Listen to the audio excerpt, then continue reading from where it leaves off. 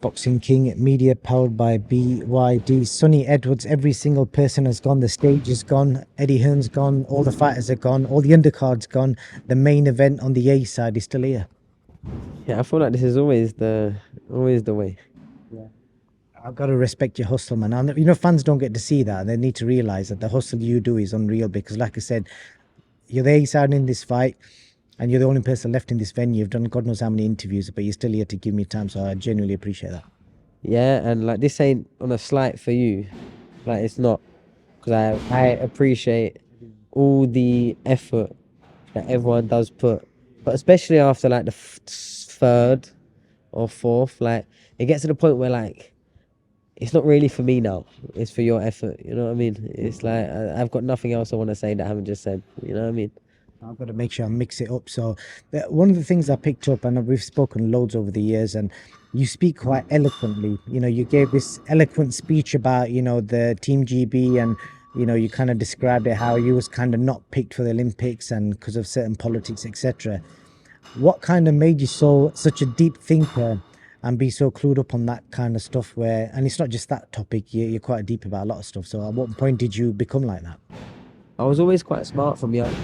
I was very, very, very good naturally in like primary school education. I was like a kid genius. At like 6, 7 years old, I could read 15 plus. My dad had this party trick where I'm like 3 years old and he's showing any words and I'm reading it and saying it back. Like I was always quite a forward kid academically. Um, and I guess it's kind of helped, you know, being good at English, being good at arguing in history, taking it into the school playground and going back and forth. And then in boxing, it's always a war of words before it is the word of hands. But I don't know. I think it's really easy for me because whatever I think I say. Did you ever lose any arguments at school? Ah. You see, the boxing world is a walk in the cake park, yeah, compared to the school I went to. I went to Wallerton County Grammar School, yeah. You had to pass an 11 plus. There was no catchment. 120, 130 was in each year, yeah. And well over thousands applied, yeah. My school was uh, uh, full of kid geniuses. It was an all boys school until sixth form. And where it weren't like, okay, fights did crack off and that, but not really. What you had to deal with was very smart, very witty individuals using their mind to hurt you as much as possible. You know what I mean? And yeah, I think that was a big, big like part of it. So yeah, I definitely lost loads. Like, I go back and link up with all my friends now, and they're like AI tech consultants for corporate firms. They're like, there's one kid that I went to school with. He's like a mini Elon Musk. He's literally launching rockets into space. Like, get onto that.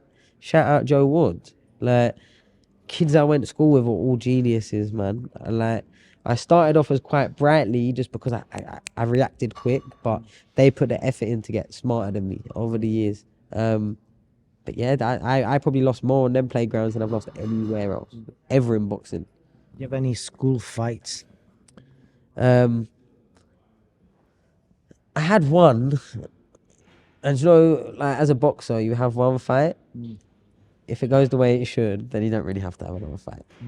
You know, when enough people see, even though you're smaller, and if it goes right, you don't really have to have a fight again at school. So yeah, I did have one, but he was actually my friend before and after. Not like immediately, but yeah, shout out. Shout out all the stuff. He was the only one brave enough. You still got any friends from school days? You still keep in touch with any of them? Yeah, and I've been more recently like linking back up with them. Like, it's so hard, man. I've got kids. I've been away for 10 years up in Sheffield, and wherever boxing takes me during the meantime.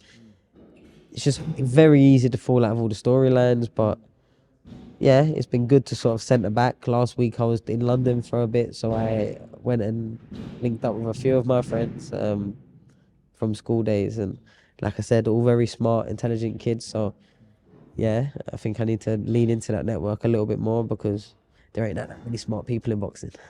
Definitely not. How's your mum, by the way? Because I'm not. We used to see your mum back in the day a few years ago. How's her health and how's she these days? It's never good news. Like, never is it, oh, mum's walking again. You know what I mean? So, just is, unfortunately, on that one. It's half like she's been stuck frozen in time, bless her. She obviously is still going to get to see her son in a big fight. I asked Eddie earlier about the WBC interim because I know you mentioned it a few weeks ago about, you were saying I ain't going to pay the sanctioning fee. I think he told me today that he's paying the sanctioning fee. I asked him in the interview. Yeah, we're both right then, isn't it? Yeah. So how? Because normally my understanding was the sanction fee comes out your purse. So have you guys kind of negotiated outside that? No, it was more that the fight was made without it, and then got made with it without any. Do you want to fight for this? We doing this? So, yeah, it's 3%. It's a lot of money when it's a lot. You know what I mean? Especially when it's something that I wouldn't live or die on. Anyway, but Is it 3% from both fighters? no, it's 3% each. Yeah, 3% each. So each purse. But like I said, that was conversations over my head. To be honest, that was between my management and Eddie. I'll be real. So I don't really know. I found out from Twitter or Instagram even that I was fighting for it, and it was like, oh, I didn't know that. You know what I mean? And then all of a sudden it's done. I mean, not like the WBC to chuck about a big fight, is it? You know what I mean? You've not had that, so it's a big one.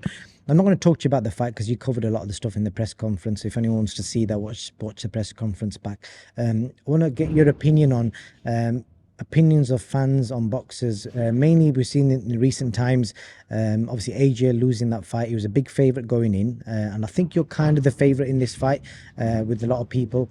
But if you lose, you've seen how the backlash comes. Now people are saying AJ needs to retire. I saw Carl Froch's thing before this press conference, and he was saying if Eddie sends him back in for the rematch, it's like lambs to the slaughter. And obviously, if you don't win, you're gonna face the same kind of stuff. Like you've had your days. You know what I mean. So does that concern you or bother you in any way? And how do you think? What do you think about that kind of stuff? Do you think I genuinely care about what someone sat in their house or in a pub or whoever the fuck may it be? Do you really genuinely think, whether it's the most positive thing in the world or the most negative thing in the world, do you really think, how long you've known me now, do you really think I care? Nothing I do matters. I'm a boxer. I go in to have a fight for myself, to earn money for my family, to put on a show. But do you really think I care anyone's opinion or whether I'm finished or not? I'm going to do it. If I listened to everyone's opinion of me, I never would have been a world champion because that's what they told me. And that weren't just from fans. That was from fucking England coaches and GB coaches that said I wasn't going to be good enough. Laughed at me for turning pro. Laughed. Not to front of my face, of course not. In the real conversations I had from the real ones that were still on there telling me who and what was said. You know what I mean? So do you really think I care? I enjoy fighting. I could lose my next 10 fights. I'm big enough of a name in a small enough division, yeah, that there ain't that much people who can fight unless it's me. Not to earn no money. And yes, I might lose and lose again and lose again. But will people forget me? Will people forget who I am that know boxing? Will people, oh, Edge was on a poster, oh, I can't see it. Like, no, that's not how boxing works. I'm the biggest name in the division, have been for a few years. I will get work. I will get graft. I'm not stressed about that at all, to be honest. I don't care what someone thinks that hasn't put in 1% of what I've put in. Not 1%. Well, not 1% of what I've put in. Like, we talk about AJ and everything. These are two elite fighters that have spent most of their life fighting. Daniel DuBois started like 6 years older. An elite fighter. He's walking around now at 27 years old, a fully fledged grown man. He lost a couple of times. You know how finished he was? What about now? Is he finished? Now he's a killer. And if AJ fights Wilder, which is probably the logistical step next, yeah, he'll probably beat Wilder. Then he won't be finished again, and then I want to see the Fury fight again. Like, we're just humans that walk around and try and get better each day a little bit and try and stay in shape a little bit. And then eventually we fight, and then you lot all have an opinion of it. It's not life or fucking death unless it is actually life or death. It's a sport that you lot are discussing. A sport. And you speak so ignorantly, yeah. Do you know one thing that pisses me off, yeah? When I'm at a boxing fight and people are risking their life and all their effort in the ring. Just the ignorant of the opinions. Like, I get whatever you're saying. I'll get the lens that you're saying it from. But who the fuck do you think you are? And that's for everyone. These are shit.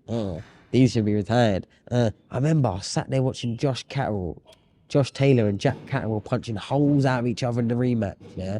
And all I heard behind me was, Josh is finished. Jack's not doing it. And it's just fucking dickheads that have enough £500 to sit ringside. And I've got to hear them all fucking fight with not one opinion worth knowing. And all I'm saying is it's cool, have whatever opinion, whether it's good, whether it's bad. But the fuck, like...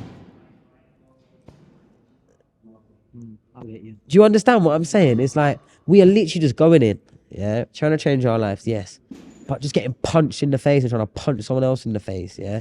Right in front of your eyes, yeah? And we've desensitized ourselves to the marvel of it so much, yeah? That people are more excited, yeah?